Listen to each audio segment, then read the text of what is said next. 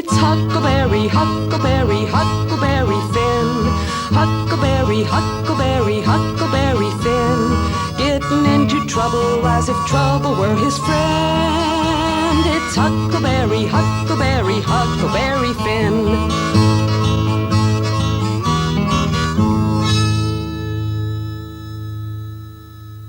Persons attempting to find a motive in this story will be prosecuted. Persons attempting to find a moral in it will be banished. Persons attempting to find a plot in it will be shot out of a cannon by order of the author. You don't know about me unless you read a book by the name of The Adventures of Tom Sawyer. That was a book made by Mr. Mark Twain, and he told the truth, mainly. There was things which he stretched, but mainly he told the truth. I never seen anybody but lied one time or t'other, unless it was Miss Watson, or maybe the Widow Douglas. The widow, she's the one who took me for her son, and vowed she'd civilize me. Boy, it was rough, living in the house all the time and wearing those starchy clothes and being decent and regular. So I ran away. But then Tom Sawyer, he hunted me up and said he was going to start a band of robbers, and I might join if I'd go back to the widow's and be respectable. So I went back. Come to supper, Huckleberry. Now, Miss Watson, you sit there. Oh, Huckleberry, you look very nice in those new clothes.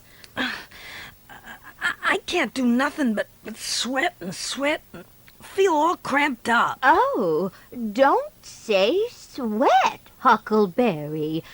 Perspire if you must, but don't sweat. Oh. Ah, now fold your arms while the food is blessed. Why, it don't look like there's anything the matter with it. That's an awful thing to say, Huckleberry. Why can't you behave?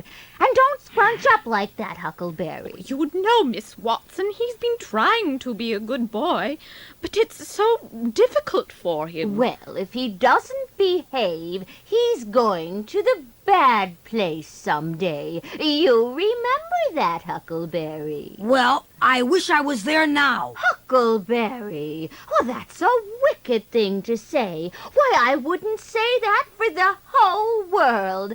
No, I'm going to live in the good place. Do you think Tom Sawyer'll go to the good place? Oh, not by a considerable sight. Well, I'm glad about that, 'cause I want him and me to be together. Huckleberry. Huckleberry, Huckleberry, Huckleberry Finn met up with the widow Douglas and Miss Watson, who tried their best to train him in the proper ways of men. But Huckleberry never took to civilizing.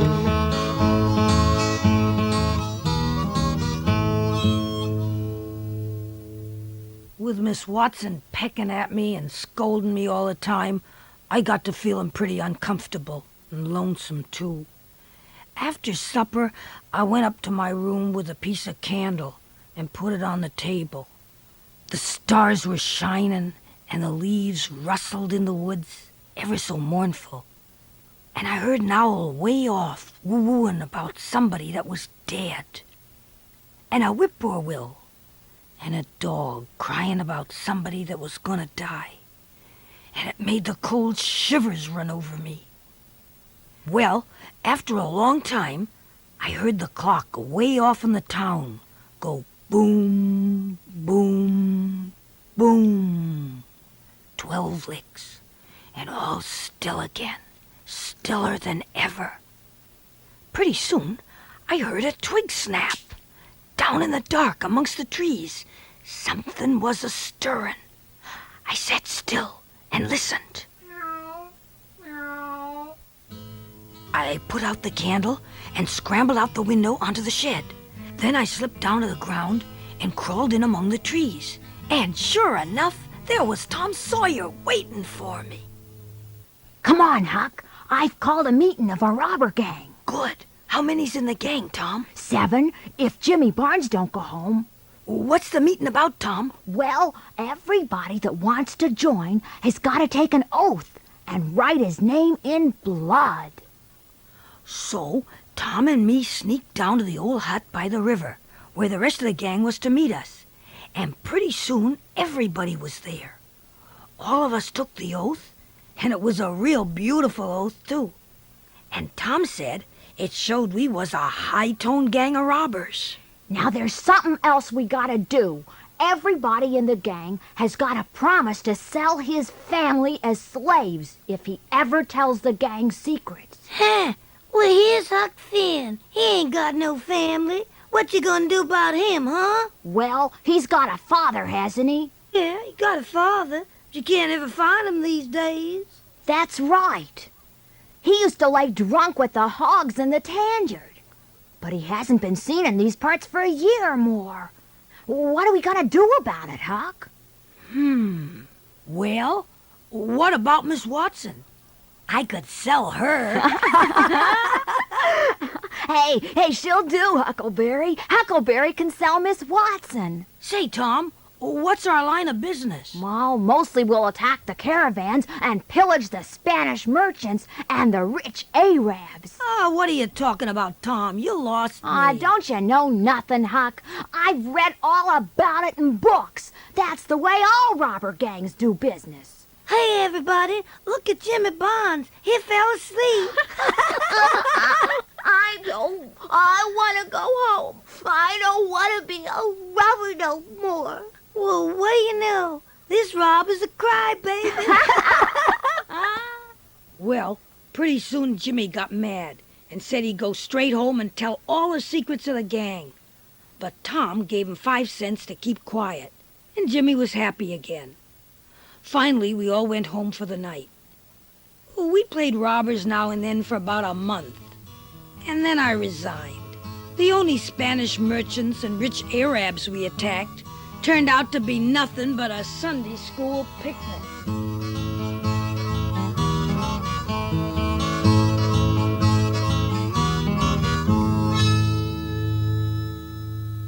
Three or 4 months run along, and it was well into winter now. When I was coming home from school one day, I spied some tracks around the house.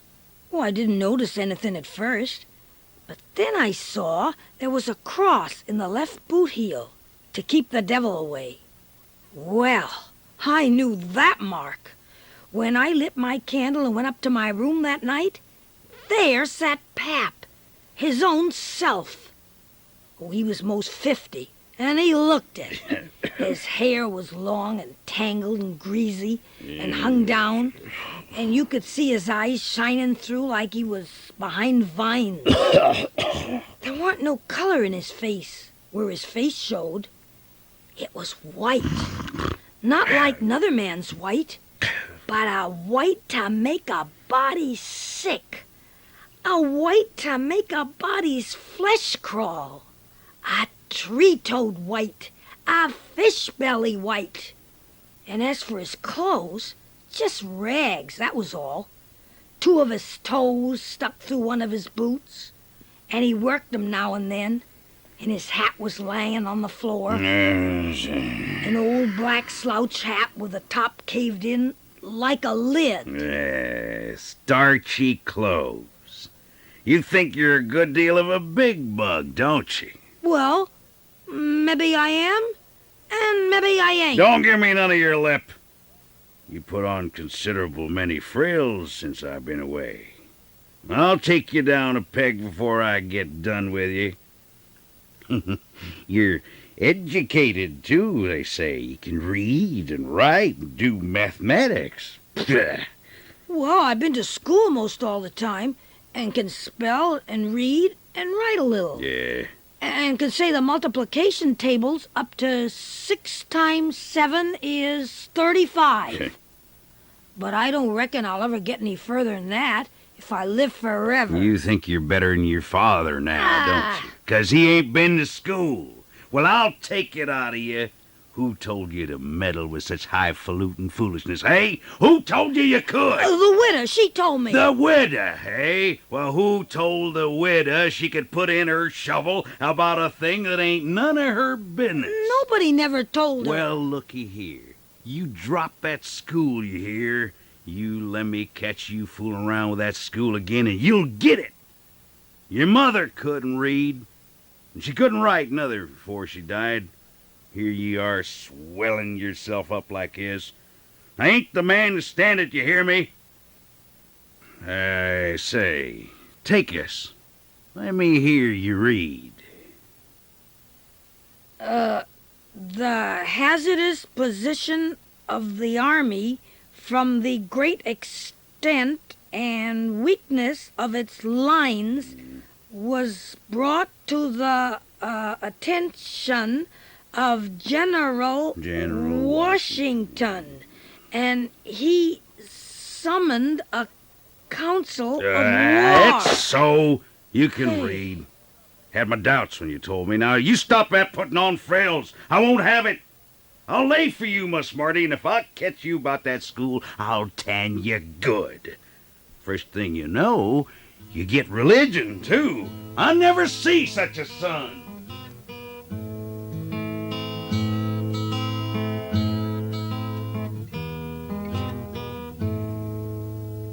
Old Pap took $1 from me, and the next day got drunk and went a-blowing around and cussing and whooping and carrying on. He kept it up all over town with a tin pan till most midnight, and then they tossed him in jail. Well, the new judge in town said he was going to make a new man of Pap.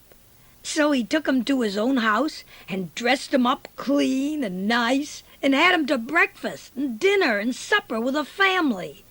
And the judge was just old pie to Pap, so to speak. Whiskey is an evil, Mr. Finn, the devil's own tool. It'll put a man in his grave quicker than lightning. Yep, I've been a fool, Judge. And I've fooled away my life. But now I'm a-going to turn over a new leaf and be a man nobody wouldn't be ashamed of. And I hope, Judge, you and your wife won't look down on me. I could hug you for those words, Mr. Finn. Oh, Mr. Finn, we're so happy. I'm a man who's always been misunderstood. Of course, Mr. Finn. When a man's down, he needs sympathy and kindness, Judge. That's right, Mr. Finn. Oh, Mr. Finn, we're so happy. You see this hand? Look at it, gentlemen and ladies all. Take a hold of it. Shake it. There's a hand that was the hand of a hog. But it ain't no more. It's the hand of a man that started in on a new life. And he'll die before he'll go back. You mark them words. Don't forget I said 'em. It's a clean hand now. Shake it. Don't be afeard. I'll shake it, Mr. Finn. Oh, let me kiss that hand, Mr. Finn. And I'm a-signing this pledge with my mark to start a new life and turn away from that devil drink.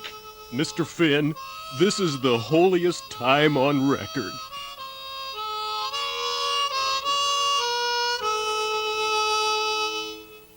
Well, that night, they tucked Pap into bed in a beautiful spare room. But sometime in the night, he got powerful thirsty and clumb out the window and went into town and traded his new coat for a jug of red-eye and went back to the bedroom to drink it. Toward daylight, he crawled out again, drunk as a fiddler, and rolled off the porch and broke his left arm in 2 places, and most froze to death where somebody found him after sunup. And that spare room was a sight. Looked like a hog had been rooting around in it half the night. The judge was awful sore. He said he reckoned a body could reform Pap with a shotgun maybe, but he didn't know no other way.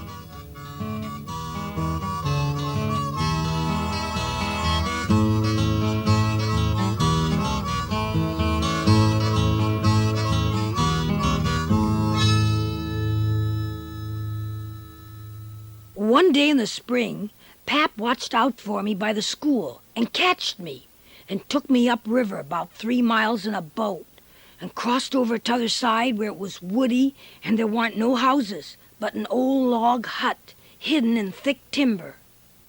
We stayed there, and every little while he locked me in and went down to the store 3 miles and traded fish for whiskey, fetched it home and got drunk and had a noisy time and licked me. Once he locked me in and was gone 3 days. Oh, it was dreadful lonesome. I tried to get out, but I couldn't find no way. Finally, Pap came back. He'd been drunk over in town and laid in the gutter all night and was a sight to look at. A body would have thought he was Adam. He was just all mud. While I was cooking supper, the old man took a swig or two, got sort of warmed up, and then went to ripping again. You call this a government? Why, just look at it and see what it's like. Here's the law standing ready to take a man's son away from him. A man's own son, which had all the trouble and all the expense of raising. Yes, just as that man has got that son raised at last, ready to go to work and begin to do something for him and give him a rest, the law ups and adopts that boy to a widow that ain't no relation. And they call that government.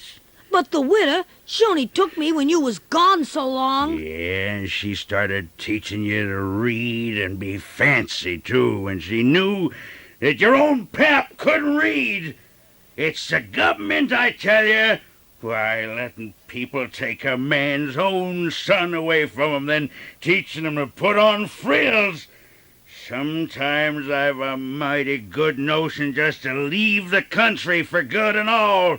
You bet, and I told him so. Oh, Pap was a-going on so he never noticed where his old limber legs was taking him to. So he went head over heels over the tub of salt pork and barked both shins. And the rest of his speech was all the hottest kind of language. He hopped around considerable first on one leg and then on t'other, holding first one shin and then t'other one. And at last he let out with his left foot all of a sudden and fetched the tub a rattling kick. Oh, but it weren't good judgment, 'cause that was the boot that had a couple of his toes leaking out the front end of it. So now he raised a howl that fairly made a body's hair raise. And down he went in the dirt, rolling and holding his toes. Well, Pap kept a-going at it, and then I kind of dozed off. All of a sudden, there was an awful scream. Oh, and I was up. There was Pap looking wild and skipping round every which way, yelling about snakes. They're crawling up my legs. What beat me on the cheek? Take him off. Take him off. He's biting me on the neck. Finally, he was plumb worn out and laid himself down, moaning kind of soft about the angel of death. He's here. Don't touch me. Don't. Hands off. Oh, they're cold. Let go. Oh, let a poor devil alone. By and by he rolled over and jumped up on his feet looking wild. Then he seen me and come after me, calling me the angel of death. Hey, no! Hey, I'm only Huck. I'll get you now, you. No, honest, really, it's just me, Huckleberry, no! You won't get away this time. Oh, Pat Finn'll show the angel of death a real fight. Well, he chased me round a spell, and pretty soon he was all worn out and fell on the floor to rest, saying he'd catch the angel of death in a minute. Then he fell asleep, and I sat there trembling and planning how I could escape. I found a small knife, and every time Pap locked me in and went across river, I sawed a little more on one of the boards near the back of the cabin. Finally, one day he locked me in and took the boat. I went to work on that log, and 'fore he was cross river, I was out through the hole. I went down to the river, looking at Pap and his boat, which was just a speck on the water way over yonder. Then all at once, here comes a canoe. Just a beauty, too. About 13 or 14 feet long, riding high like a duck. It was a drift canoe, sure enough. And I swum out and brought it to shore. I judged I'd float down river to Jackson Island, about 7 miles, and hide there. But I didn't want Pap a-comin' after me, nor the widow either, since I had sort of got used to being free and comfortable. So I decided to make it look like I'd been done in and the cabin robbed. I loaded everything I could in the canoe. Then I covered up the hole where I'd sawed my way out. Next, I took the axe and smashed in the door and stirred things up considerable, like the angel of death had been there his own self. It looked like a murder had been done for sure. I wish Tom Sawyer was there. I knowed he'd take an interest in this kind of business and throw in the fancy touches. I was just climbing into the canoe when here comes Pap, drunk as a snake and ornery. I could just make him out in the darkness. Oh, I didn't lose no time. The next minute I was a-spinning downstream, soft but quick, in the shade of the bank.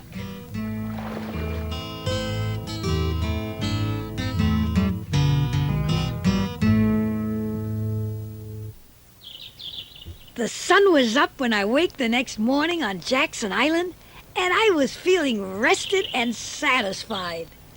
But just then... What was that? Oh, I knowed what the matter is. They're firing a cannon over the water, trying to make my carcass come to the top. Why, that ferry boat's floating with the current and coming right in here, close to the island. Look sharp now. The current sets in the closest here, and maybe he's washed ashore and got tangled amongst the brush at the edge. I hope so, anyway. I didn't hope so. Most everybody was on the boat, crowding up and leaning over the rail. Pap and the judge and even Tom Sawyer. Stand away! We're going to let off another blast! The cannon was right afore me and let off such a boom that it made me deaf with the noise. Oh, I'm pretty near blind with the smoke. If they'd have had some bullets in it, I reckon they'd have got the corpse they was after.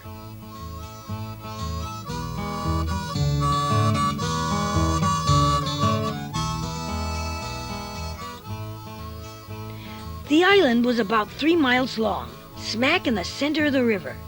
And after 3 or 4 days, I finally got the urge to explore. I went fooling along in the deep woods, watching out for snakes, when all of a sudden I bounded right onto the ashes of a campfire that was still smoking. My heart jumped up amongst my lungs. I slunk back into the thick trees, watching and listening. But my heart was pounding so I couldn't hear nothing else. By and by, I says to myself, I'm a-gonna find out who 'tis that's here on this island with me. I'll find it out or bust. About midnight, I went creeping through the woods back to where I'd run across the campfire, stopping every minute or two to listen. By and by, sure enough, I catched a glimpse of fire away through the trees. When I was close enough to have a look, there laid a big man on the ground. It most gave me the fantoads. It was getting gray daylight when pretty soon he stretched himself and hove off the blanket. And it was Miss Watson's slave, Jim. Oh, was I glad to see him. Well, Jim. Oh, don't you come close to me. I ain't never done no harm to a ghost, Now you go on and get in the river again where you belongs, and don't do nothing to old Jim, who was always your friend. Shucks, Jim. I ain't no ghost. I warn't killed at all. Here, touch me. Well, it do seem to be you, Huck. Lordy, but you gave me a fright. Well, looky here, Huck. Who was it that was killed in that shanty if it wasn't you? There warn't nobody killed. I planned it, so Pap wouldn't come a-looking for me. How long you been here? Since the night I got killed, 3 or 4 days. But, Jim, how come you're over here? Maybe I better not tell. Why, Jim? Well, there's reasons. But you wouldn't tell 'em if I was to tell you, would you, Huck? Blamed if I would, Jim. Well, I believe you, Huck. I run off. Jim! But mine? You said you wouldn't tell. You know you said you wouldn't tell, Huck. Well, I did. I said I wouldn't. And I'll stick to it. People might call me a low-down abolitionist, but that don't make no difference. But, Jim, why'd you do it? Well, you see, Huck, old Miss Watson, she picks on me all the time and treats me pretty rough. But she always said she wouldn't sell me down to Orleans. But one night, I come creeping in pretty late, and I hear old Miss Watson saying to the widow that she was a-going to sell me if she could get $800 from me. And I'd seen a slave trader nosing around town considerable lately, Huck, and knew I was in trouble. So I lit out and come here. Huckleberry, Huckleberry, Huckleberry Finn floated down the river after fooling Pappy Finn. Met up with a runaway by the name of Jim, who thought he'd seen a ghost instead of Huckleberry Finn.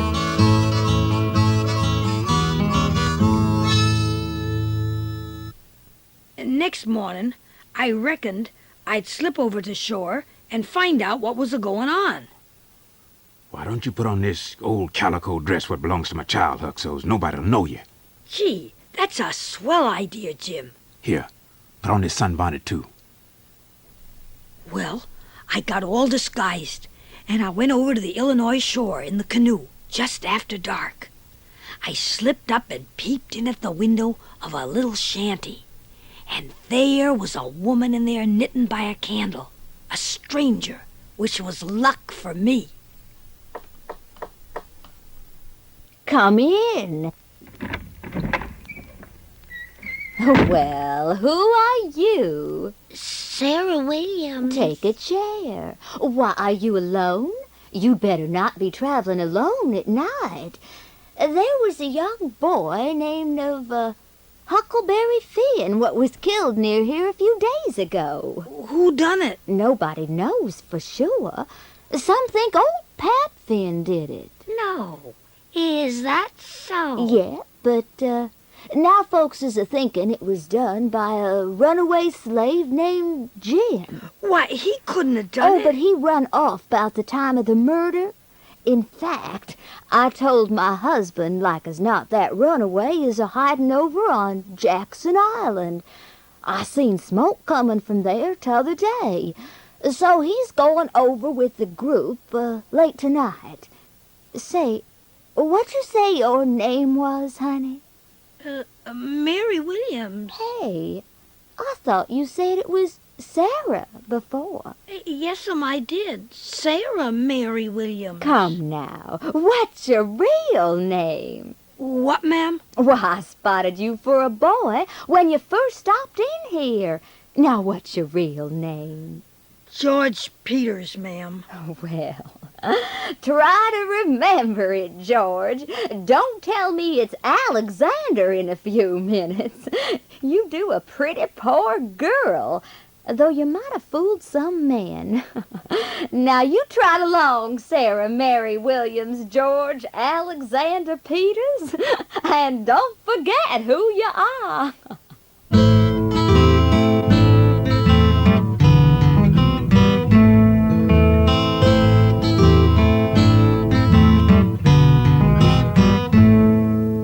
After I left the shanty, I made a beeline for the canoe and took off for the island. Where Jim's camp had been, I started a good fire to fool the men who were a-comin'. Then I jumped in the canoe and dug out for our place, 1.5 miles below, as hard as I could go. I roused Jim from his sleep. Get up and movin', Jim. There ain't a moment to lose. What's up, Huck? They're after us.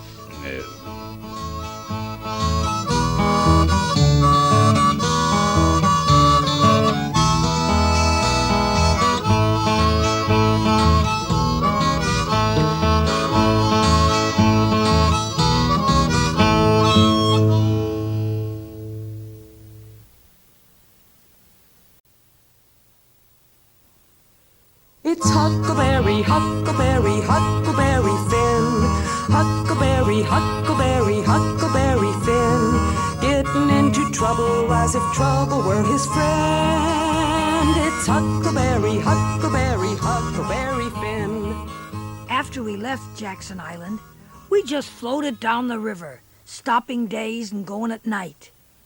We found some drift logs, and Jim fixed them up nice and comfortable into a raft and built a snug wigwam on it with a floor raised 1 foot or more above the raft so's the blankets and stuff wouldn't get wet.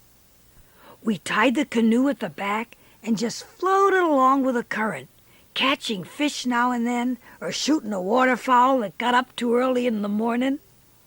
Take it all around, we lived mighty good.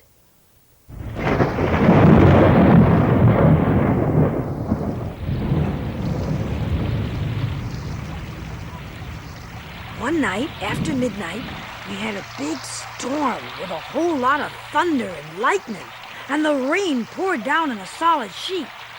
We stayed in the wigwam and left the raft to take care of itself. Hey, Jim, looky yonder. Why, Huck, blamed if it ain't a steamboat that's done killed us up on a rock. We're drifting straight for it, Jim. Let's land on her. We better let blame well alone, Huck. Like as not, there's a watchman on that wreck. Oh, there ain't nothing to watch, Jim. Come on. I don't know, Huck. And besides, we might find some things we can use. I can't rest, Jim, till we give her a rummaging. Do you reckon Tom Sawyer'd ever let a thing like this go by? You bet he wouldn't. He'd call it an adventure. Well, Jim gave in, and we tied the raft to her and clung aboard. It was dark as pitch, except for the lightning, which come now and then. We were making for the captain's store when, by Jiminy, away down through the hall, we see a light and heard some voices, kind of low. Please don't do as I swear I won't ever tell you. It's a lie, Jim Turner, you mean ornery skunk. I told you it weren't good judgment to come here, Huck. Let's go for the raft. You go, Jim. I'll be along. I'm just a-boiling with curiosity. I'm gonna see what's going on. You be careful, Huck, and don't get yourself killed again. Well, I dropped on my hands and knees in the little passage and crept forward and sneaked into the room next to the voices. Through a crack, I see a man stretched on the floor, tied hand and foot, and 2 men standing over him with a lantern in his hand, and the other one with a pistol. Don't do anything, Bill. I ain't ever gonna tell. Indeed you ain't. If it was you standing here, Jim Turner, I know you wouldn't show no mercy. Put up the pistol, Bill. Oh, but Jake, you know he's a no-good, low-down skunk. I can't argue with you there, Bill. I got my reasons. Now put away your gun. Bless you, Jake Packard. I'll never forget you for that, long as I live. Which may not be very long. Now come here a minute, Bill. Well, the 2 men were making for the room I was in, and I was cornered, and sorry now I come. I didn't hardly breathe. I was so scared. Now, I know as well as you, Bill, that Turner's gonna rat on us if he gets out of here. That's what I've been a-telling you. Hold on. You listen to me. Let's just leave him tied and skedaddle. It ain't a-gonna be more than a couple hours before this wreck breaks up and washes down the river. All right, Jake, but it's too darn slow for me. Let's get the loot and get out of here. When they went back to where the man was tied up, I lit out, all in a cold sweat, and scrambled back to where Jim was awaiting. Jim! Jim! Right here, Huck. Quick, Jim. It ain't no time for fooling around and moaning. There's a rough gang aboard. Untie the raft and let's get. Morning, Huck. Raft? There ain't no raft no more. She done broke loose and gone, and here we is. Say, Jim, let's see if we can find the boat the gang come on and smooch it before they leave. Well, we crept around trying to find the canoe the gang had brought. But when we spied it, they was already there. You all ready, Bill? Shove her off. Hold it, Jake. You search Turner? No, didn't you? No, I thought you done it. So, you got to Well, let's get it. Indeed. I don't suppose he's gonna need it. Hurry, Jim. Let's go before they get back. The rope's cut, Huck. Keep down. We went gliding swift along, dead silent. And pretty soon the darkness soaked her up, every last sign of her. And we were safe and loaded. Then we saw a light on the deck and knew they'd missed their boat and was beginning to understand that they was in just as much trouble now as Jim Turner was. By and by, a flash of lightning showed us a black thing ahead, floating, and we made for it. It was the raft, and we was mighty glad to get aboard again.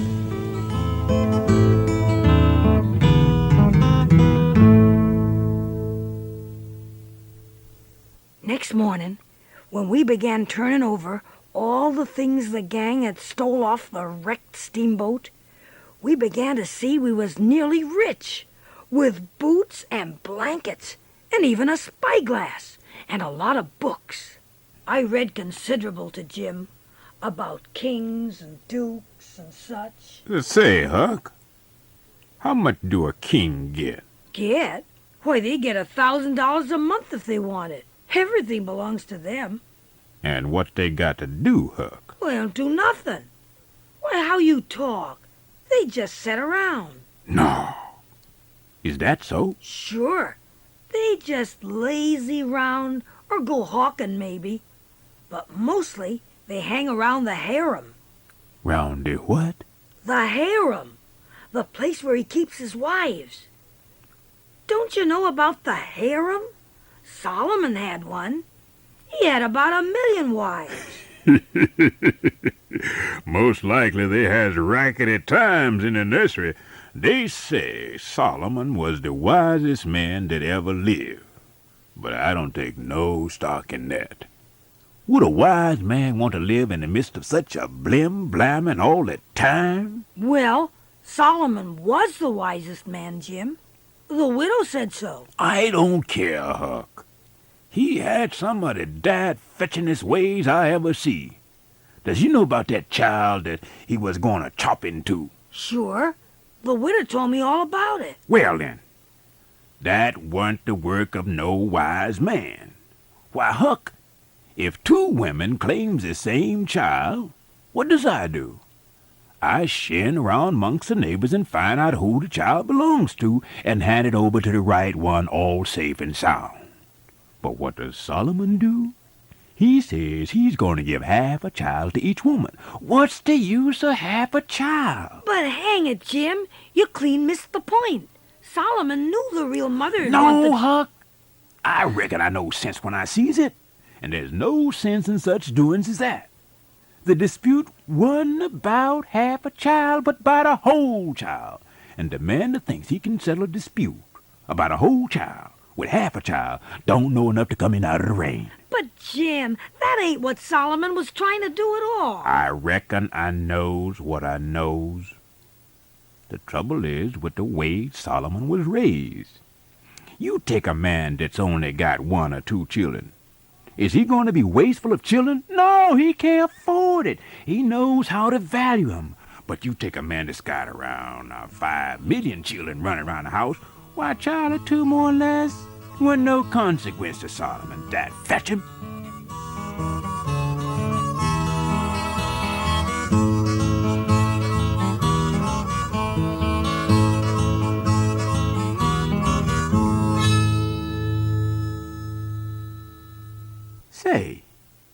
There ain't no kings here, is there, Huck? I don't think so. I read summers that maybe some who are going to be kings come to America. But what do they do here when there ain't no jobs for kings? Oh, I guess some of them gets on the police force, or some of them teach people how to talk French. I don't know. Don't the French people talk the same way we does, Huck? No, Jim, you couldn't understand a word they said. Not a word. Well, I'll be ding busted. How did that happen? I don't know. I saw some of their jabber in a book once. Suppose a man was to come to you and say, "Parlez-vous Franzi?" What would you think? I wouldn't allow nobody to call me that. Shucks, it ain't calling you anything.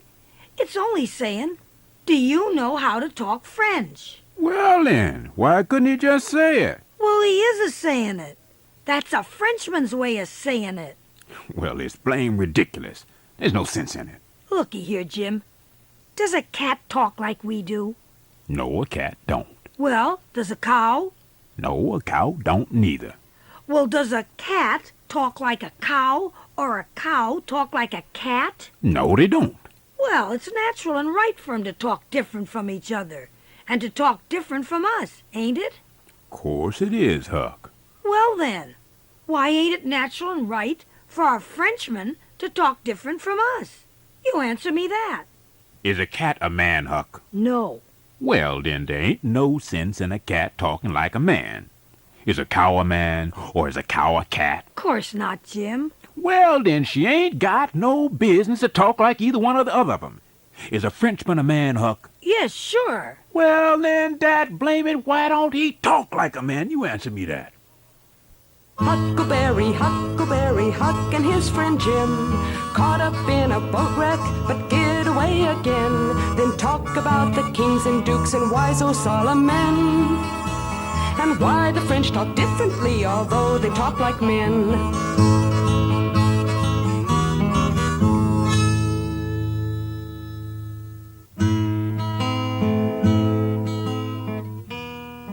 We judged that 3 more nights would fetch us to Cairo, at the bottom of Illinois, where the Ohio River comes in. And that was what we was after. We planned to sell the raft and canoe and get on a boat and go way up the Ohio, amongst the free states, and be out of trouble, so's nobody could sell Jim into slavery again. Well, we was humping along just fine, when the second night we got into some thick fog. We lit the lantern when we heard a steamboat pounding along, but we didn't see her good till she was close. She was a big one, and she was coming in a hurry, too, looking like a black cloud with rows of glowworms around it. Jim, she's aimed right for us. She's going to hit us, Huck. Dive!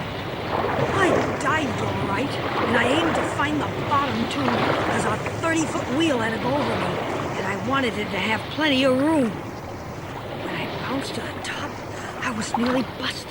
I sung out for Jim about a dozen times, but I didn't get any answer. But you couldn't see or hear much in all that fog, especially after the boat started her engines again and went churning along the river.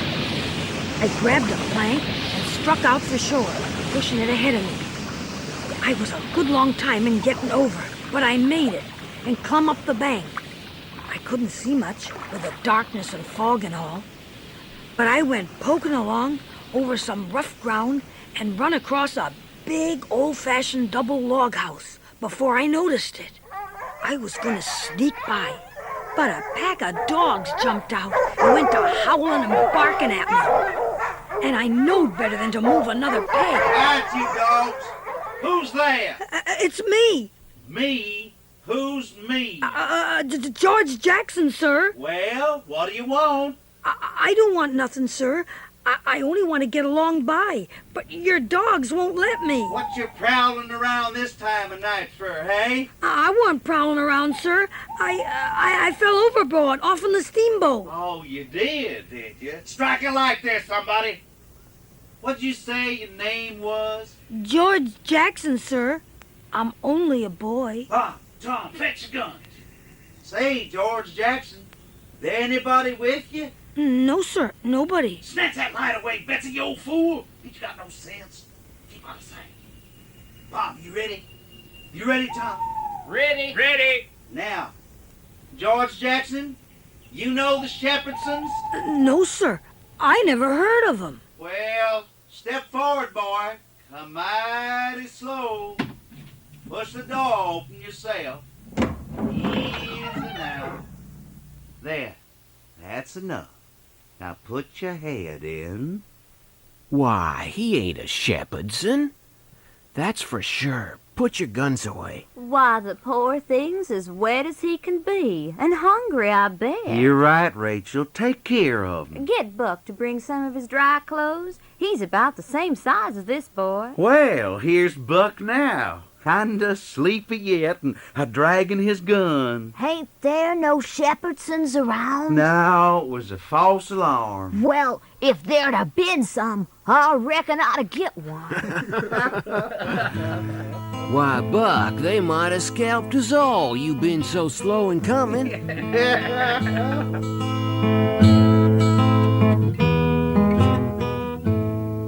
Well, I told him a yarn about how I was an orphan and hadn't nobody in the world, and they said I could have a home there as long as I wanted.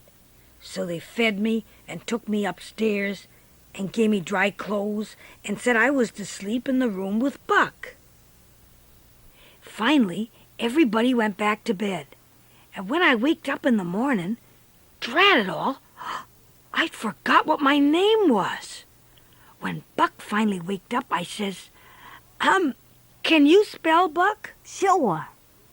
I bet you can't spell my name. Oh, I bet I can, too. All right, go ahead. George.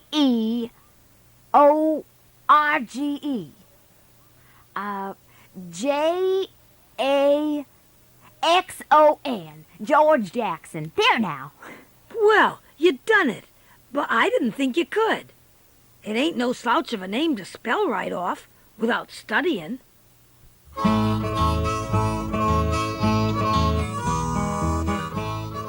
Well, I was glad to get my new name again, and I put it down private in case somebody might want me to spell it. I found out that I was took in by the Grangerfords, and what a handsome lot of quality they was.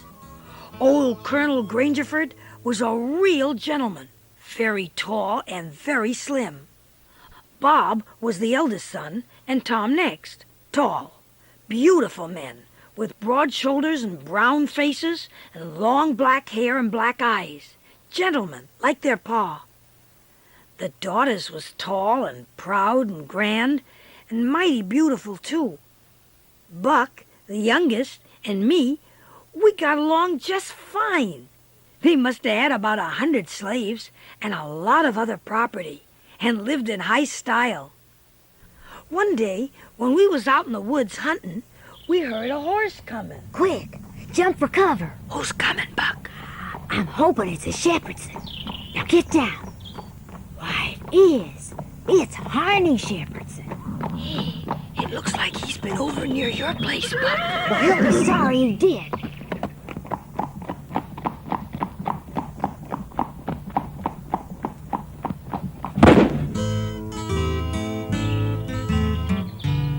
Look at him ride. You shot his hat off, Buck. Did you mean to shoot him? You bet I did. I just missed. I wonder why he didn't come after me. It ain't like a Shepherdson to ride away. What'd he do to you, Buck? Him? He never done nothing to me. Well, then what you want to shoot him for? Why, only on account of the feud. Feud? What in tarnation's a feud? Why, where was you raised? Don't you know what a feud is? Never heard of it afore. Well, a feud's this way. A man has a quarrel with another man and starts shooting. Then, the other man, he starts shooting. Pretty soon, the brothers on both sides go for one another. Then the cousins chip in, and by, everybody's killed off. And there ain't no more feud. But it's kind of slow. Takes a long time. Well, that's blame ridiculous. Has this feud been going on long, Buck? Well, I should reckon more than 30 years, I calculate. What was the first trouble about, Buck?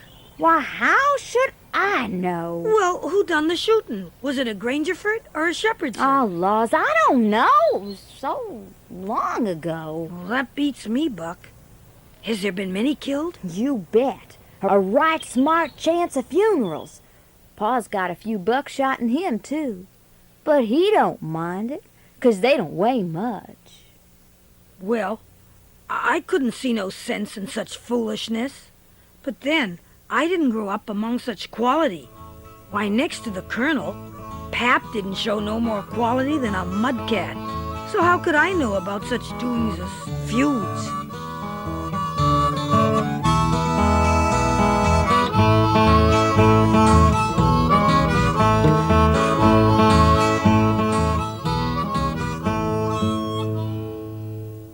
On Sunday, we all went off to church. Hey, here's a riddle.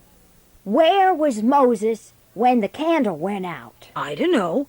I never heard about it. But guess, can't you? It's easy. Which candle? Oh, why any candle? I don't know. Where was he? Why, he was in the dark. Ah. Hey, there come the Shepherdsons. Do they go to your church, Buck? Sure they do. Every Sunday. Why, their family and our family, we keep this church plumb filled every Sunday. Both families had their guns along, so it looked more like a turkey shoot than a Sunday school. It was pretty ornery preaching, all about brother love and such, and it did seem to me to be one of the roughest Sundays I'd ever run across. Afterwards we strolled home and had dinner and just lazied around. When I went upstairs to take a nap, there was Miss Sophie standing in her door. George Jackson, would y'all do me a favor? You like me, don't you? Oh, sure, ma'am. What is it? Well, I left my Bible back at the church. Would you go and fetch it for me? Yes, sure. Oh, don't say anything to anybody, will you? No, ma'am. I slid out and slipped off up the road, and there weren't anybody at the church except maybe a hog or two. If you notice, most folks only go to church when they got to, but a hog is different.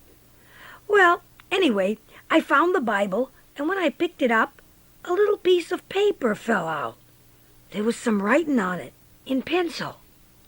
2:30.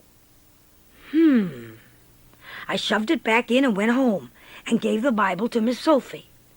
She looked in the Bible till she found the paper, and as soon as she read it, she looked glad. Was the paper important, Miss Sophie? Did you read it? Oh, no, ma'am. No, it wasn't anything. Just a bookmark. Well, I didn't think much about it. I went out to play, and one of the slaves come up to me and asked me if I want to see a whole stack of snakes down in the swamp. I didn't have nothing else to do, so I followed him about half a mile through some thick trees and vines, and when we got to the place, there was a man laying there asleep. And by jingo, it was old Jim. Jim! Why, I didn't expect to see you alive again.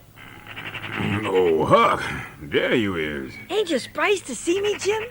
I knowed you was with the Grangerfords. The slaves have been a-hiding me here in the swamp. They told me all about you, Huck.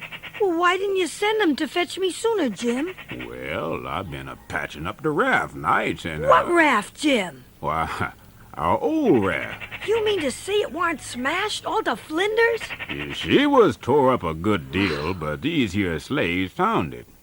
It just about fixed up, Huck.